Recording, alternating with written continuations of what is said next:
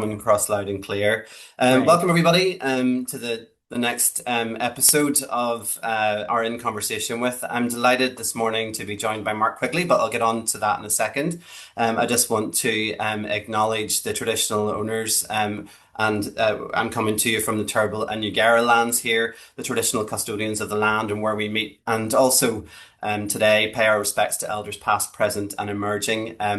And recognise the continuing connection that we have to land, waters, and community as well. As I'm sure you can tell, I'm a bit croaky this morning, so it's the usual head cold at this season of the year as well too. I'm going to point it to end of financial year. I'm probably burning the candle a little bit at both ends, but such is life. Hopefully, I'll not take a coughing fit. As I just said to Mark, I've got my water here, and I hope you are all well.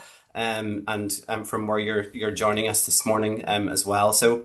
For those of us joining us for the first time, this series is really about creating accessible, thoughtful conversations that explore leadership in the nonprofit sector, fundraising, philanthropy, governance, any of the ideas necessarily that are shaping our sector. And today I'm delighted to be joined by Mark Quigley, who's author of The Year Before Your Capital Campaign, a book that has just not long been released, really, Mark, has it at this stage?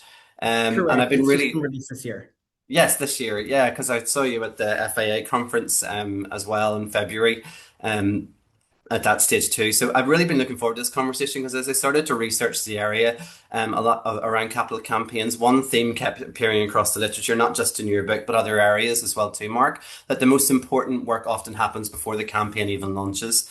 And it's easy to focus on campaign targets or public announcements or get ready for accepting or having those major gift conversations.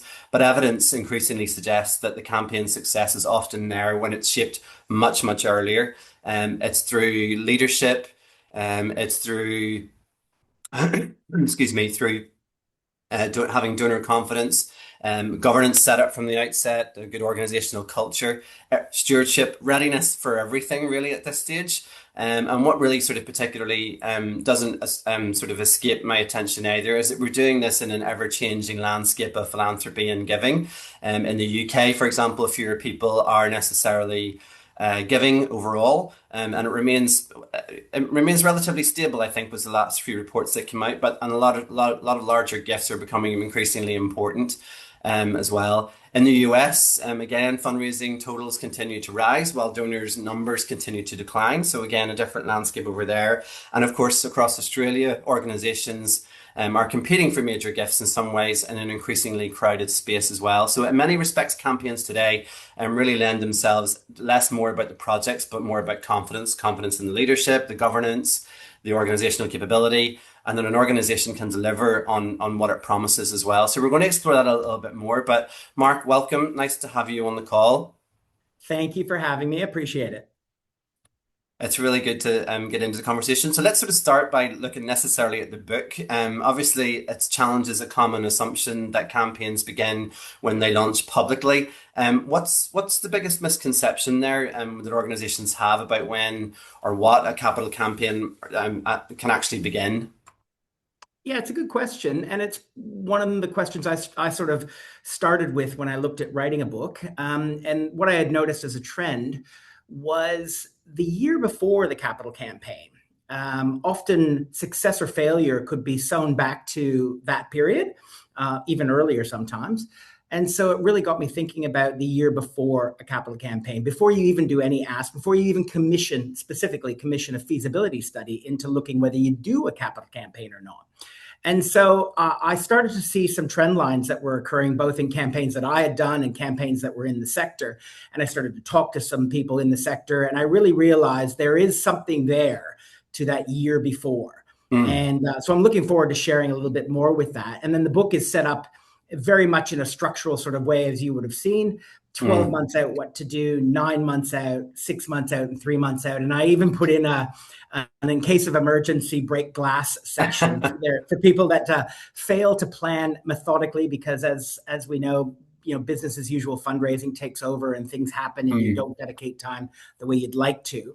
But that methodical planning, and I think to directly to your point, a feasibility study is often not the first time a capital campaign is obviously mentioned.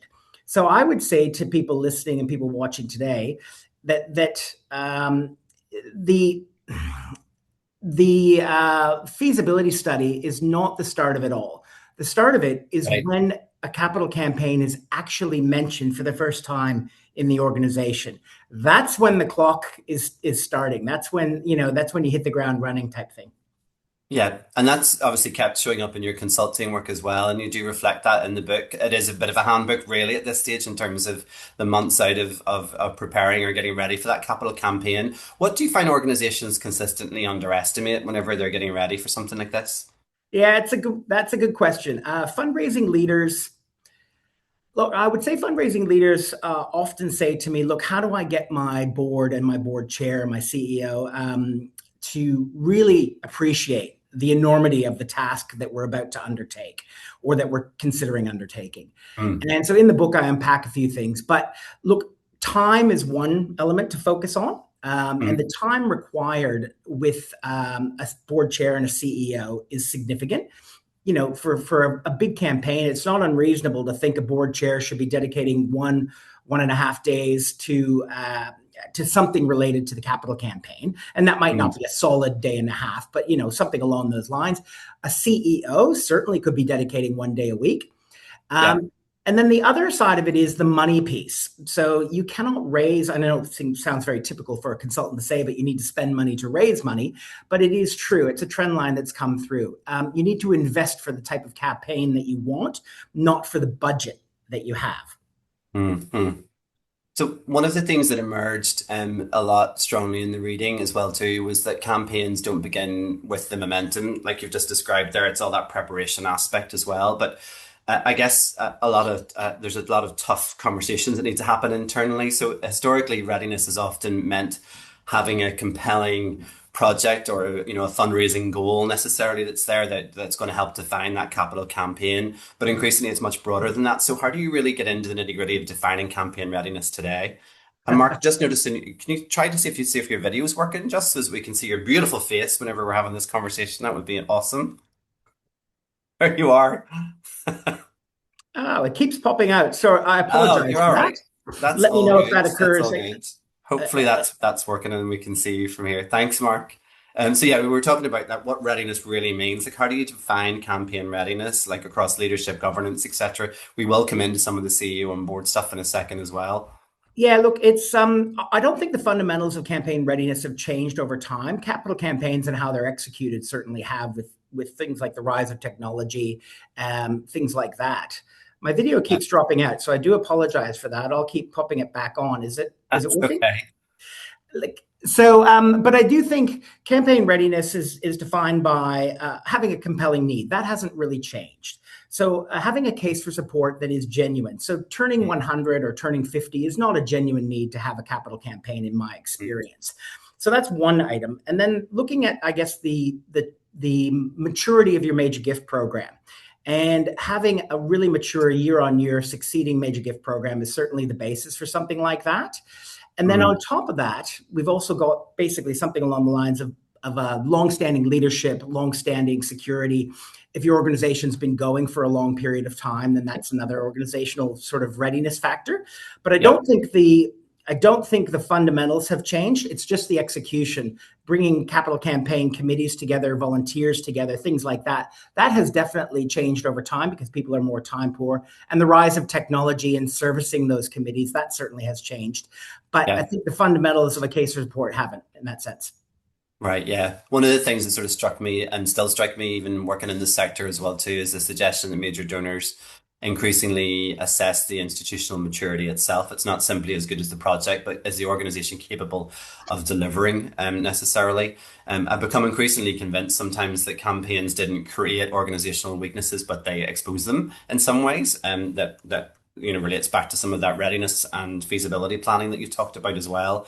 But do you see campaigns primarily as fundraising exercises or leadership exercises? They're definitely both, in my opinion. So basically, look, it is all about the money, baby. I get that. But it's definitely about leadership as well. If you don't have leadership buy-in at the CEO and board level, a campaign will struggle. If it's an initiative of a single CEO without board backup or without a fundamental case for support, you're going to struggle. So they are very much leadership exercises. And the foreword in my book is written by Gail Perry, who's a well-known consultant in the US. And she basically speaks to this issue over and over again about leadership being critical in the United States. In Australia, I would say the visibility or the symbolism of that leadership is important, but the participation is less so than in the United States. But at the end of the day, they are exercises in both. Mm. One of the more, I mean, sort of when you talk about chair, board, and CEO relationship and that mix as well too, one of the interesting tensions in campaign preparation can relate to boards. You document this really well in the book. It's not just the traditional give or get discussion that needs to happen, which can dominate a conversation on a board or at least in the recruitment of boards. But perhaps a more important question is whether the board has been deliberately composed for what the organization is trying to achieve. What role, from your experience and your insights, what role do you see boards should play in that campaign readiness space? Yeah, it's another good question. I think, look, different organizations approach it differently, and different sectors of the world approach it differently. I've seen things as significant as a table of gifts chart, in a capital campaign where you have a table of gifts. And I've seen the board assume responsibility for one gift range, so to speak, that makes up the total of a capital campaign. And that's certainly one. And then I've certainly seen organizations prepare for a capital campaign by bringing on board members that they think could be beneficial, a year out kind of thing. I've seen them do that as well. The other side of it too is because you have capital campaign committees that develop. If you know where, and most organizations would know where their top donors and gift prospects are likely to be, sometimes bringing on board board members or simply, forming committees, advisory groups that can help you mature those relationships with those top 20 donors. That's a precursor to a capital campaign as well, and sort of sets you up well for success because those people are influential with those top 20 donors. Yeah, right. So there's difference depending on the studies that you look at, of course, and we know the Pareto principle well. Again, you've documented that in the book. It's a familiar concept for most of us. There's an increasingly suggestion that that a significant proportion of campaign revenue comes from relatively a small number of major gifts as well. So in some studies, I think that was even up to 70% of campaign revenue that came from the top 20 gifts. So what does that sort of concentration mean for organizations preparing for transformational fundraising? Because it can present, an increasingly dependent, increased dependency, even Yeah. probably is a better word, No, on major look, I committee do speak. understand what you mean, and I think, look, on a She's surface back in.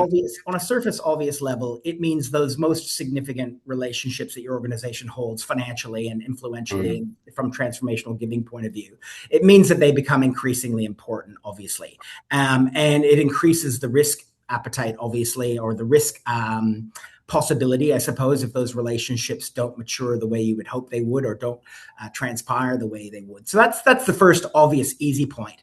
The other is just to look at the evidence. So there's a lot like in any industry, there are sort of myths and perceptions that develop over time, and it's important to get back to the evidence. So you referenced the point before about the increasing sort of concentration at the top, and Capital Campaign Pro, which are a US consultancy, they've looked at a number of things, and they've released their State of the Capital Campaign Nation. It's their third report. They had about 650 not-for-profits in the US and Canada participate in their survey, which basically, unpacks capital campaigns. And one of the things they found backs up the statement you just made, that I think it was around 75% of capital campaigns, top 20 gifts, came from just a handful of those givers. And Yeah, so it's important to follow that evidence, because I think even though that's a US finding, or US and Canada finding, I think if we were to do the same exercise here in Australia, where I'm yeah, based, we would find that similar result as well. So for people, it's really about, if you've got a capital campaign on the horizon, and let's face it, people don't wake up one day and decide to do a capital campaign. It's something they've known about for years, potentially. If yeah, you know that that is coming, then those top 20 relationships, or those top 30 relationships, whatever makes up the majority of your BAU fundraising, those relationships are incredibly important. And that's just on the philanthropic side of things. Then yeah, government is increasingly a part of capital campaigns. So the yeah, relationship there and the political cycle that may be involved at wherever you are located, that yeah. becomes increasingly important from a timing perspective of your campaign as well. Mm. You mentioned government in the book as well too. So, and some of us, I'm sure others on the call, have fallen prey to that part. Oh, that's government. It's out of my lane because I'm concentrating in philanthropy. Can you unpack the sentiment around that? Because it does become. I love the fact that you phrased it that they essentially become a stewardship opportunity for ultra high net worth in some stages as well. But I'm curious just for you to sort of illustrate that for us a little bit more. Yeah, it's a pet peeve of mine that fundraisers disregard, not all, but disregard government or government relations as something that's in their remit. And I would just say to those watching and those listening, imagine if for whatever reason income doesn't come through from government. Where do you think the board is going to look to make up the funding gap of what doesn't come through from government? And it's going to be philanthropy, right? And so having an eye on at least your organization's engagement with government is a smart thing to do. In a capital campaign context, it's a must have. You simply must keep abreast of it. You don't have to be responsible for it, but you Mm, certainly need to be kept abreast of it. And mm, so in the book, I unpack the importance of government, because it can often attract philanthropic activity.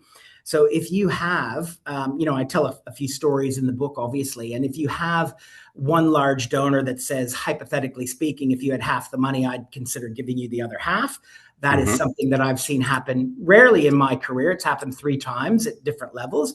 But in the most recent level, that happened for a project that was worth 90 million. And hmm we asked a supporter during a feasibility study, hypothetically speaking, if we had half the money, i.e., $45 million, would you consider giving us the other half? They said yes, they would. Then, of course, we went across to government and said, hey, government, philanthropically speaking, if we had half the money, would you give us the other half? And they said, well, it would impact our decision making. So Yeah, government right. is incredibly important. It plays an incredibly important role. And then on top of that, obviously, government is a regulator, it's a policymaker, it's a supplier, it's a donor. So it's arguably the biggest donor in Commonwealth countries. So Mm, why wouldn't you keep a hand on how that is traveling? So that, from a mm, government point of view, that's the interplay that occurs often between capital campaigns and government and philanthropy. And in the year leading up to a capital campaign, it's a smart thing to do to engage government, because they don't act quickly. And yeah. then, given where the political cycle is, sometimes there are opportunities that arise that are unique moments in time, and you simply won't get those back. So it's about Mm, keeping a hand on that and bringing all of those things concurrently running to an apex that suits your purpose. mm.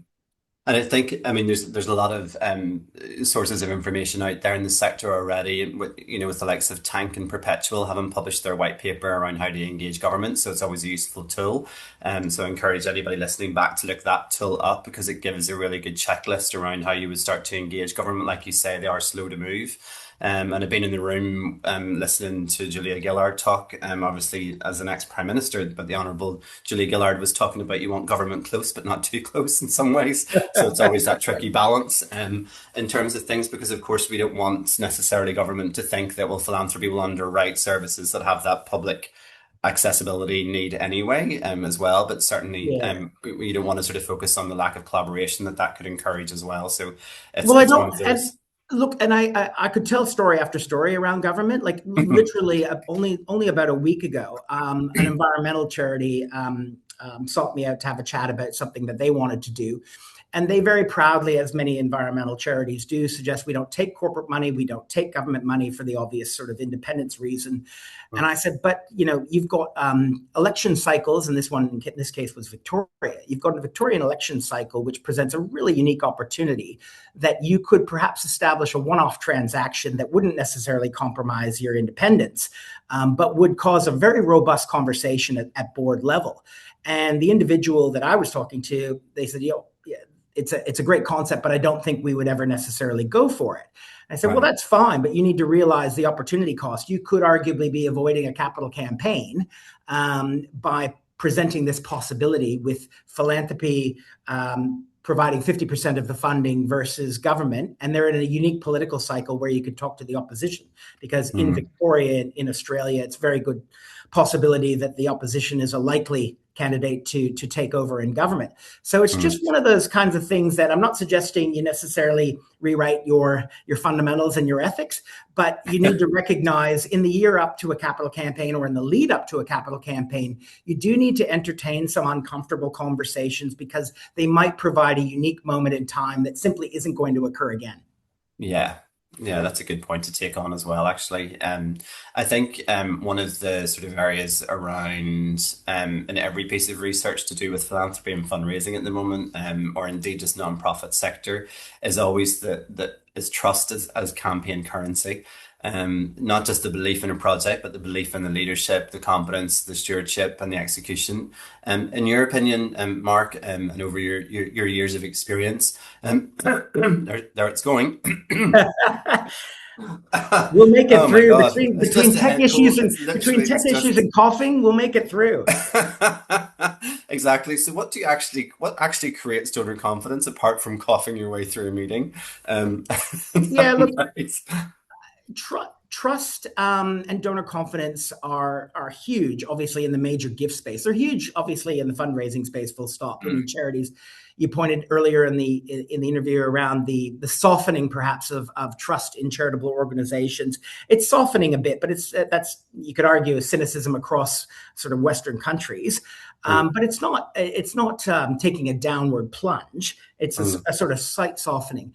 And I think trust is something that you gain over time. So, I mean, if your organization's been going for 100 years, like if you're a globally iconic organization, like something like the Salvation Army, well, then, of course, you've got a longevity, you've got sustainability, you've got financial credibility, you've got those things working for you.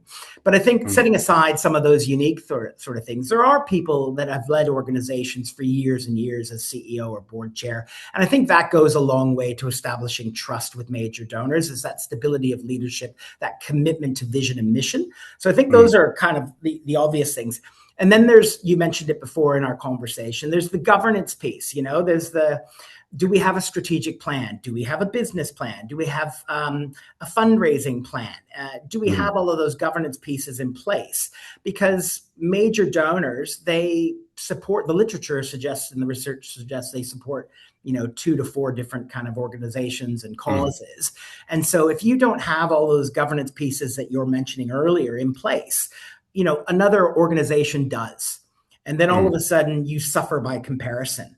And the reverse is true, is if you actually have all of those governance pieces in place and others don't, who that major donor supports, you lift by comparison. So yeah, trust is gained over time, but it's also gained in the standard things in which a business should have, because a lot of these major donors are obviously business people and very commercially acute. You need to have all the things that they would normally have and expect you to have. Yeah, right. So I guess equally important to that sort of question is what destroys donor confidence. Yeah, yeah, yeah. Look, that one's a big one. And I would say in a capital campaign context, the single biggest thing that I probably have seen over the life of doing this for about 30 years is around costs and around projects. Right. And so I would say, maybe stepping back, it's around narrative. And I mean by that both a financial narrative and a storytelling narrative. So if we unpack that a little bit, the financial one is the worst. So imagine telling your most significant donors that you've got a new building project and you think it's going to cost somewhere in the order of around $25 million. About, 8 months later, I get involved in a feasibility study capacity. Myself, the CEO, the head of fundraising, we go to see the same major donor. And the CEO says, so our new building's going to cost $40 million. Yeah. And the donor says, well, hang on a minute. The last time we spoke, you told me it was going to cost $25 million. Now you're telling me it's going to cost $40 million. What Mm. happened? And so Mm. they effectively get sticker shock. And Yep. so and it's an easily avoidable situation. So this is the thing that frustrates me, is that in the lead up to a capital campaign, just use the word minimum.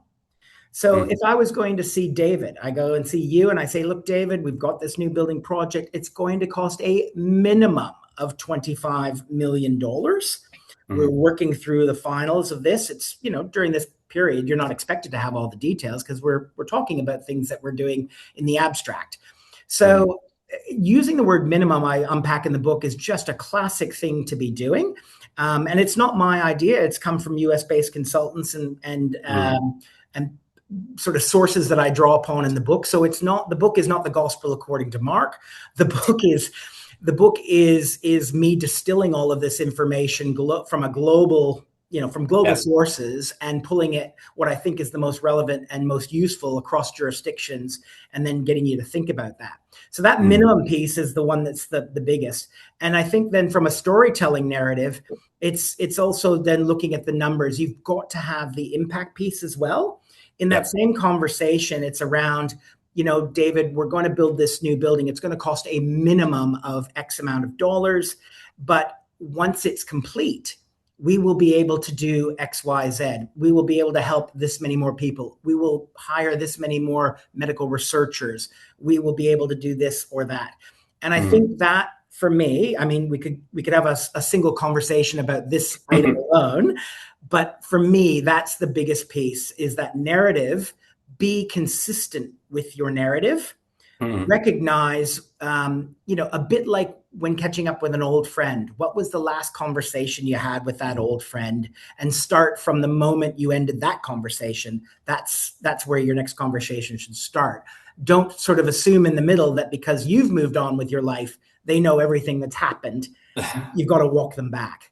Yeah, you got to roll back each time, and I do love that, the whole minimum language. I mean, we use it. I use it in the range of, in excess of, etc. Something that's not going to weight you in, because until you've actually carried out that further feasibility analysis, or just looked at it through the lens of desirability, viability, feasibility, sustainability aspects, and then the Venn diagram. You need to be able to answer all those questions, right?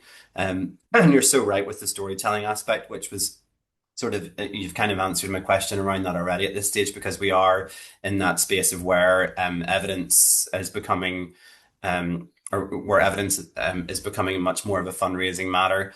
It's important to have impact measurement. It's important that you're demonstrating outcomes, and that storytelling reflects that as well, because of course, build it and they will come, yes, but what does that mean in the long term? And almost, I've observed organizations and even medical research institutes broadly across the sector that can often be challenged by that, in terms of going, what's the 10-year goal here, especially if it's research related, because of course discoveries, breakthroughs, or whatever language people feel comfortable using, happen in that space and time as well. So it's trying to sort of almost give that retrospective lens in some ways, of here's what's happened in the last 10 years.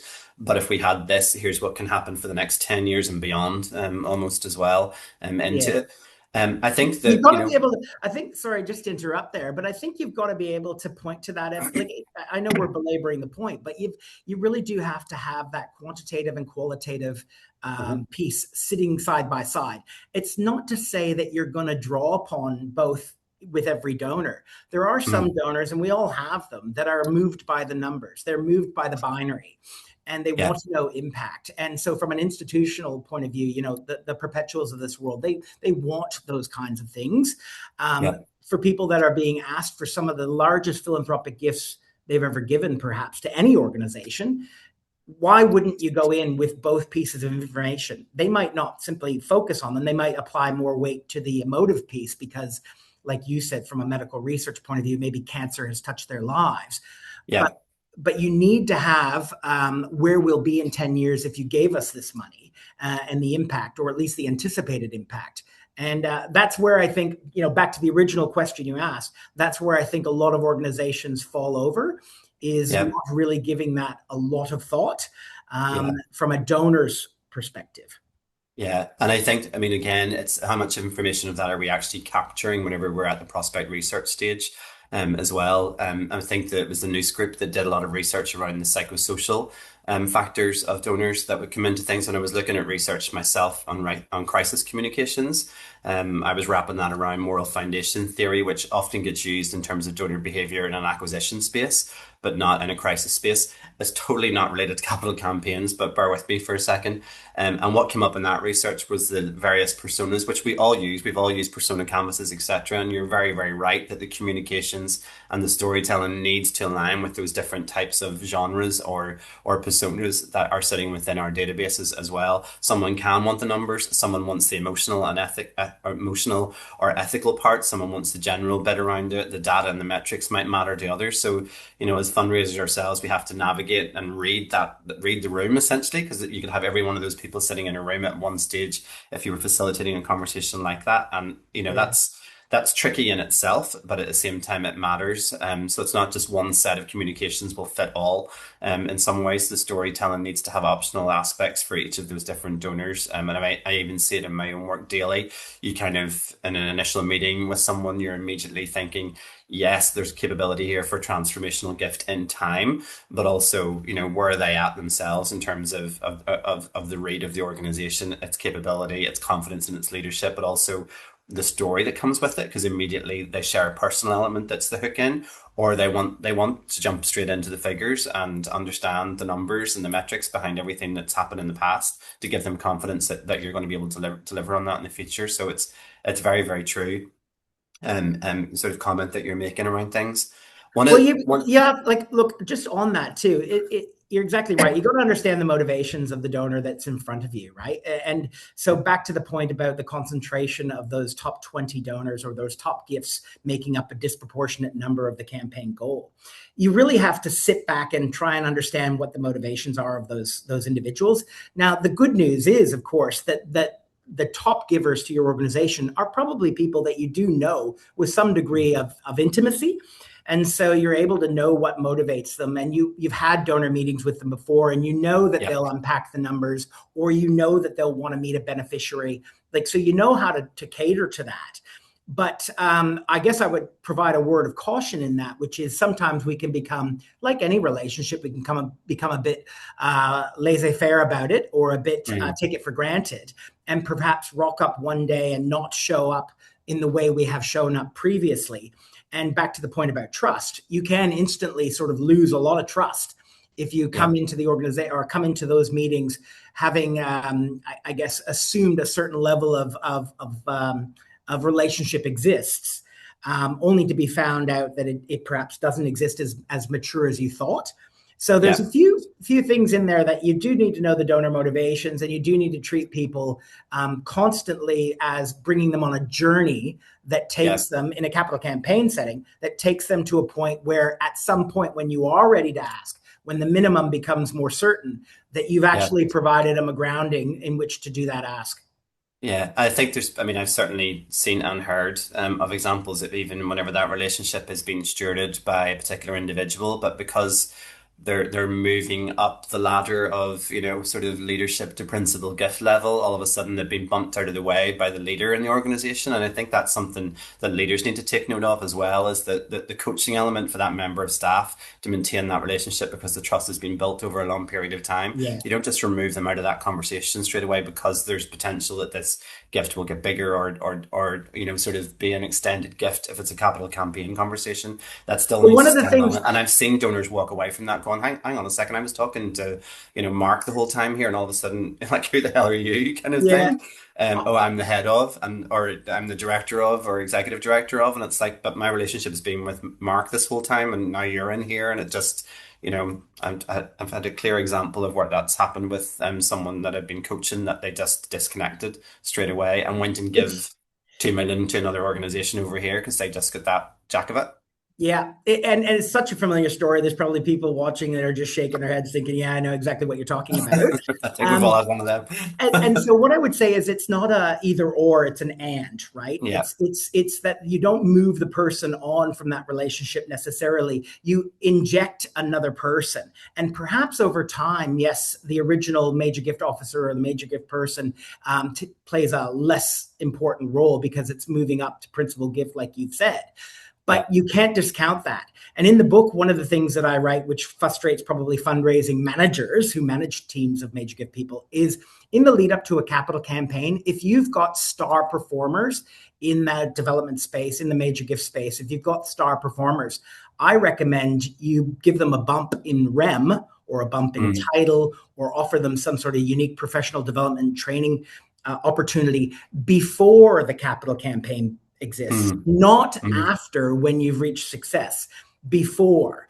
And it's mm, acknowledgement of year on year success. It's acknowledgement that they hold some relationships that might be quite significant to gaining that early financial momentum in a quiet phase. And so, to your point, and I've had fundraising managers say to me, "Oh yes, I've seen your bit about giving everybody a REM bump, that mm, performs well, and I just can't necessarily do that." And I say, well, the $10,000, $20,000 that you might provide them in an annual revenue sense is going to pay for itself 5 times over when you're about to ask for the single largest gifts from some of these people that they perhaps have ever given in their lives. mm. That's something to bear in mind for sure. In the book, you talk about that cultivation isn't preparation for the campaign, it is the campaign. So what should organizations actually be doing during that quiet phase that you just touched on there? Yeah, well, let's define the quiet phase, right? Like, Yeah. let's extend the quiet phase to the year before you even do a feasibility study. But Yeah. traditionally, a capital campaign is quiet until it raises, 50, 60% of the money, that kind of thing. But if we extend the quiet phase to beyond that, to the year before, what you should be doing is building strong foundations, like, or at least assessing the strong foundations your organization has. And if it doesn't have them, then you need to put those in place. So you mentioned before about governance, you mentioned before about strong donor relationships, leadership, buy-in, all of those kinds of things. I would say the fundamentals need to get sorted. And then, of Yeah. course, you need to have that early momentum built in. And by early momentum, I mean both internal momentum and dealing with internal stakeholders. So talking to service managers, talking to finance, talking to property if it's a property issue, talking to construction firms, talking to some of those more significant long-standing donors that you've got, and building that internal momentum. Mm, And then I think it's about having systems and processes, and because you're now starting to get to the pointy end of things. And so in the book, I talk about 12 months out, those foundations I'm talking about, they should be looked at, and you should hmm initiate those.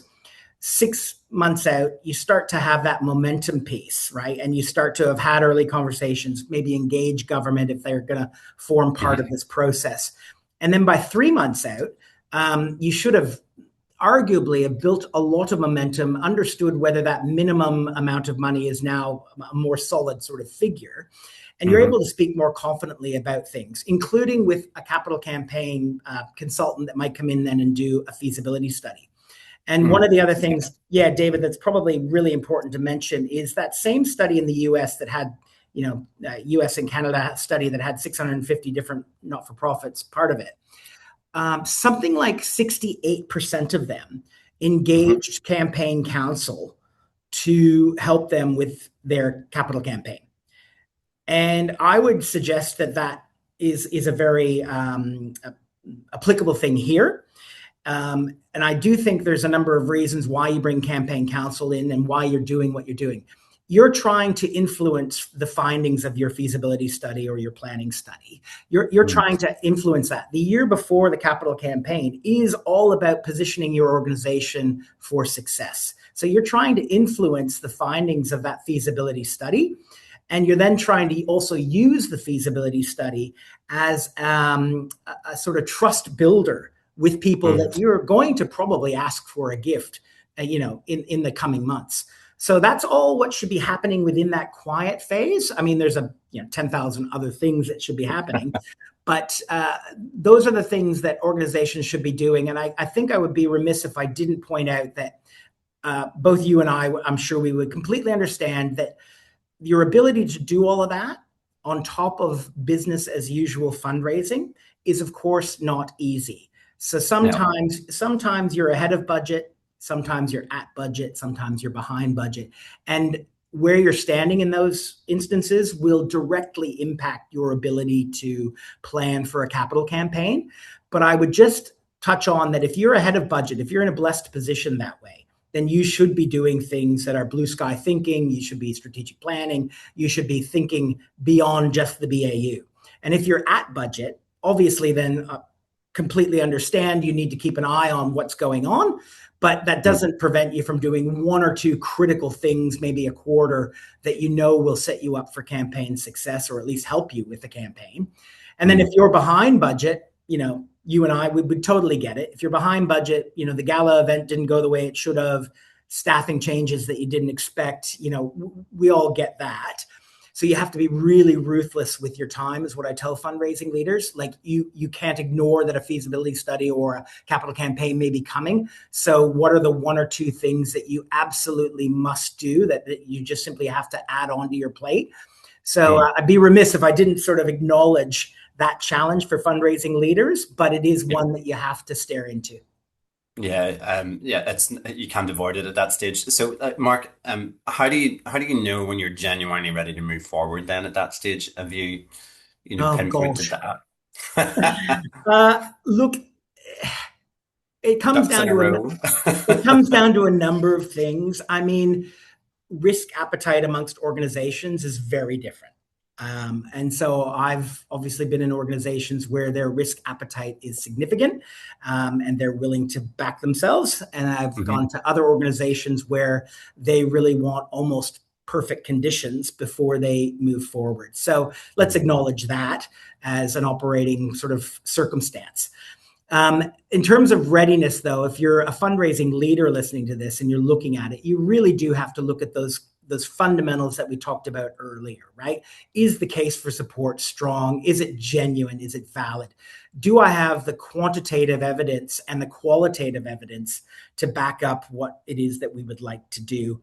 And Yeah. then do I have, because of the concentration of donors at that top end, do I have some opportunities that way? What are the state of my relationships? And like I say, in an Australian context, certainly government plays a big role in providing early financial momentum as well as credibility. Obviously, having financial dollars from a government at any level provides credibility to major donors that you are an organization that's credible and worth backing. So taking all of that into consideration is when organizations sort of start to assess whether they're ready to move. And CEOs and boards usually, if they're smart, look to the fundraising leader to provide them that advice and guidance because they are the subject matter experts on all those things I just mentioned. Okay. I'd like to digress just for well, sort of take a segue for a bit as well too, Mark. One of the sort of interesting pieces of research, and that's a couple of years old, but I came across it when I was sort of preparing for our conversation, challenged in some ways that long-held assumption in the sector of capital campaigns being part of a broader or wider philanthropic ecosystem, and that many leaders worry that major capital campaign when a capital campaign launches that it will absorb the available philanthropic dollars in a community. Yet this research particularly sort of looked at a well executed capital campaign, meaning it actually had a positive spillover effect, increasing fundraising outcomes for other nonprofits by raising awareness in the community, I guess, of the joy of giving in some ways, and strengthening it enabled the organizations to strengthen philanthropic engagement more broadly as well. Have you seen that happen in practice in campaigns that you've been involved with? Can it really become a sort of catalyst for strengthening philanthropy across an entire community? Look, I guess we'll point to two things. One, let's point to some evidence. And again, going back to that Capital Campaign Pro report, they too looked at that sort of issue. Hmm. And 65, well, they looked at it from a cannibalization point of view first. So let's cover Yeah. that one. 65% of them, something like that, respondents in that survey said that their BAU fundraising lifted during a period of a capital campaign with their organization. So that's the good news in dispelling that myth. More directly to your point about can what a rising tide lift all boats type of Yeah. thing. Yes, Hmm. I believe it can, because if you look at complex issues, if you look at things like homelessness, we know that homelessness is driven by a number of complex factors, and Hmm. so mental health being one of them. So it's not unreasonable to think that a charity involved in a campaign for a homelessness shelter, for example, would Hmm. explain to the community the factors that lead to homelessness or experiencing homelessness, Hmm. one of which would be mental health. And of Hmm. course, then the community just at large starts to think about the issue in a more broad context, and of course, mental health being one of them.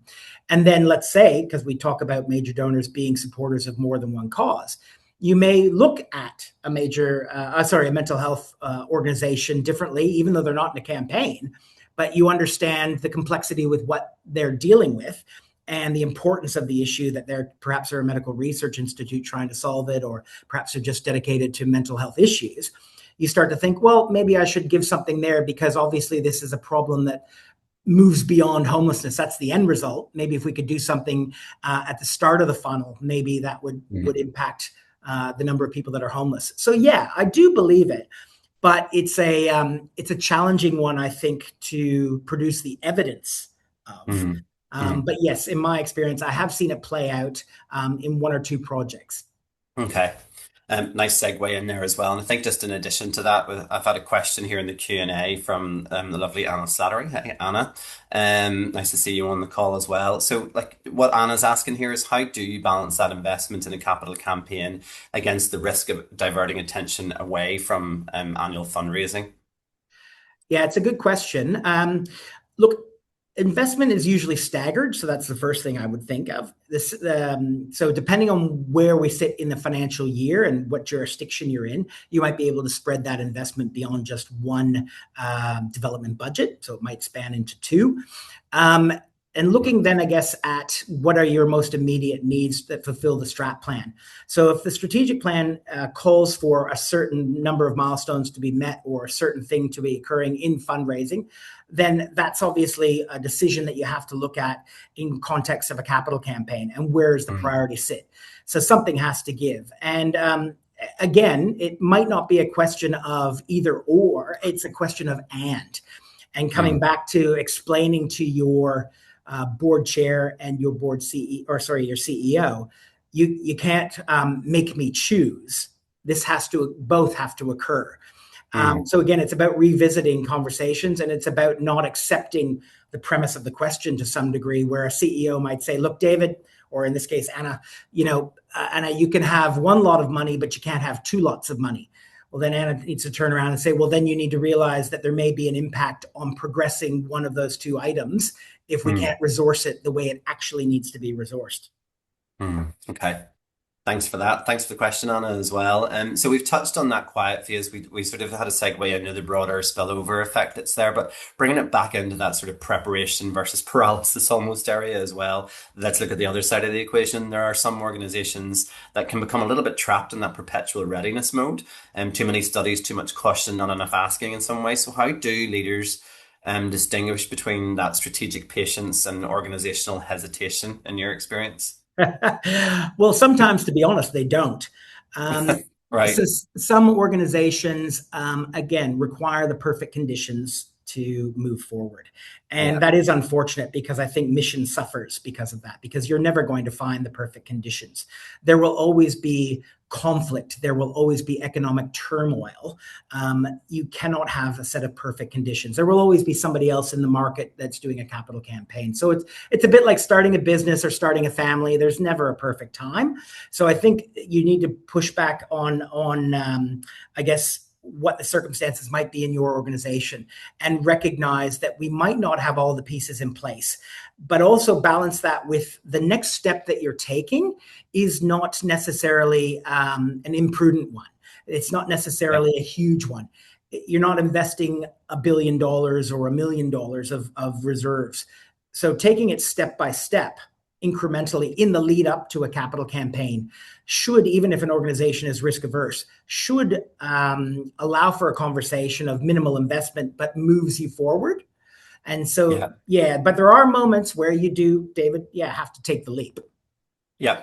And I mean, that's, I'm sort of thinking back to a wonderful other episode around leadership with Kate Collins in the UK. And, one of the things that she said and one of the takeaways there was that leadership, as we know, but when she verbalizes it, you kind of go, it's very true. Leadership often involves acting with often involves acting without complete certainty. And it's just taking that leap of faith and kind of going, let's just go. I mean, we're ready. We feel like we're ready. Somebody just has to press that start button and get going into it. And I do wonder, whether campaign leadership is ultimately a balance between preparation and courage in some ways, to actually just sort It of most move into definitely that is. space. And it most definitely is. And I think I've seen over the years too, and I guess I would ask fundraising leaders, this is your CEO or is your board chair ultimately, do they accept the role of the accountable executive? If they've got that kind of piece in their thinking where I'm the one that's responsible for this, I'm the one that the decision needs to fall to, and I'm happy to be the accountable executive. Those are the organizations I think that move forward in a manner that they're comfortable with. They acknowledge that. And I think where fundraising leaders often run into some struggle is when they've provided their subject matter expertise, and yet there is that sort of indecision at board level. And how you break through with that is, can be done in different ways. Sometimes it's and this is where Capital Campaign Council come in. I can't tell you the number of times that I've walked into a boardroom, suggested that they're ready to move forward with a capital campaign, complete the presentation to a board, walk out with the head of fundraising, and the head of fundraising turns to me and says, I've been saying that for 2 years. I mean, the number of times people have done that with me. So it's about bringing those people on board, and back to the point of taking that next step of maybe bringing in some external expertise, maybe bringing in more than one sort of outside voice to reinforce what you want as a fundraising leader to happen. Is that way of breaking down that barrier or breaking down that wall or getting them to move quicker than perhaps they are. And then you'll know you've done all you can. Well, Mark, I mean, we're getting sort of close to the end at this stage, but I guess as we look ahead, philanthropy itself appears to be becoming a lot more concentrated, competitive, evidence-driven, much more relationship-based. Although I would argue always that it's always been about the relationship and stewardship that starts from the very first conversation that you have with someone. Excuse me. As well. But what do you think when you think, sort of over the last lot of years for capital campaigns, what do you think capital campaigns will look like in the next 10 years, and what should organizations start doing now to prepare for that? I mean, we have big visions and moonshot goals that we often talk about, but it's going to be a change in landscape. So yeah, how do you or what do you think that will look like in the future? Yeah, that's a big one. We could have a whole nother. So wrap up the It's a whole other intergenerational transfer of conversation about the wealth. wrap-up part. Wrap up the intergenerational transfer of wealth in 2 or 3 minutes. Look, I do think that intergenerational transfer of wealth is an exciting time. Really is. I do think, like, from setting aside charitable fundraising full stop en masse, and philanthropy as an issue, and how many people are giving versus how many are not. Setting that aside, in a capital campaign space, I think what's interesting going on now, and it's an interesting question, is older philanthropists or older generations. So the older philanthropists, they're very tactile and sort of, names on buildings and producing that kind of outcome. Whereas I think the younger next gens in those same families sometimes, or new wealth that's been created from, tech and the rise of technology, they're looking, as young people do, at systems change and things more holistically. And So you've got somebody with a name on a building that's in their 70s and 80s and looking at legacy. And then you've got somebody who's in their, say, their 30s or 40s, who's actually more concerned about building a better world. And so the environment, or social justice, Yeah. equality, those are things that they're willing to park their money in, seeing a different world. Whereas older gen, who are perhaps staring down their final decades, they're looking at, well, what's my legacy? And a name on a building that will be there for 100 years is Mm. something I'm very interested in, which is Yeah. why you see mega giving all around the world going to quasi-government organizations as Mm. universities, medical research firms, hospitals. Those places aren't going anywhere in the next 100 years. So, from a Mm. legacy point of view, my name will be emblazoned on the side of a building for 100 years. But if you're 30 or 40 and you run into hundreds of millions of dollars of wealth, you actually want to build a better world, because you still have that youthfulness of we can change the universe, Mm. if we just apply ourselves. So it's going to Mm. be pretty exciting, and it's going to look different for different not for profits, obviously. Yeah, of course. Thanks for that. I always like to sort of close on or finish on a practical takeaway as well. So for someone listening, I think we had over 50, 52, 53, I think, registered for today as well, that are obviously waiting on the link to come to. But a CEO, a board chair, fundraising leader, a philanthropy advisor, what's the one thing that they should start doing tomorrow, Mark, if they believe a capital campaign may be in their future? Oh, they should call me. That's very, Yeah. very true. No, Well, sorry. okay. Yeah, less self-serving. Uh, I would say probably look. I would probably say we're a really generous sector, and so have a conversation with somebody that's done a capital That's right. campaign recently. Mm, It doesn't have to be if you're in medical research, it doesn't have to be in medical research. Have a mm, conversation with somebody that's done a capital campaign, and don't ask them about the campaign itself, because you can probably, it either hit target or it didn't hit target. They'll tell you certain things. yeah. Ask them about the year before. What were Mm, they doing? Were they doing anything? And mm, did that impact? Do they think it maybe impact, the result that they got? And then take their learnings and apply it to your own situation. I mean, that mm. that would be the obvious one. So from my point of view, I think we're a really great, generous sector like that, and you should draw upon as much knowledge as you possibly can in the lead up to what is usually an organization's largest fundraising effort in its history. Mm. That's really sterling advice. Mark, thank you so much. I'm just going to check and see if we have any questions coming up in the Q&A from There's a anyone. few in the chat. Oh God, hang on to get the chat open. There's always the chat function. I think that's me yammering on. I'm afraid to hit any buttons because it's been In dropping in and case out. it drops out again. Sorry about that. No worries, it's all good. It's all good. So, just I think that we've answered the questions just during our chat there as well. But perhaps I think a lot of the things that we're taking away is that successful campaigns appear to be less about the fundraising tactics necessarily. Of course, they play a vital role in it, but more about that organizational readiness, the trust in the relationships as well. One of the biggest lessons may be that in that public campaign, maybe the most visible part of the process, but it's rarely the most important. And I think you capture that a lot in the book as well too. And it really is the handbook. And I love the in case of emergency crack here glass aspect that's in there. It's definitely worth everyone getting a copy of the book and actually sort of seeing that, especially if a campaign is in their future or they're in the midst of one right now. It'll even support organizational learning as well too. So thank you so much for sharing that experience and insights and reflections with us. And thank you everyone for joining us today. I managed to get through that and didn't cough my lung up, so that's a good thing in some ways. And equally, I've dropped an evaluation form in there as well too. This whole community's been built over 300 people now at this stage to actually be part of something as well. And I can't do it without them. So I'm very grateful for them tuning in or watching the clips or reaching out afterwards and sort of telling me that they've shared the recordings around a few different areas as well. So we'll share this recording as well too. There'll be further reading. I'll dig out some of those reports that Marcus referred to as well in the duration of the conversation too. And yeah, thank you for joining us. Thank you again, Mark, for doing this. Really appreciate it. Take care, everyone, and I'll see you at the next in conversation with. Thanks, everyone.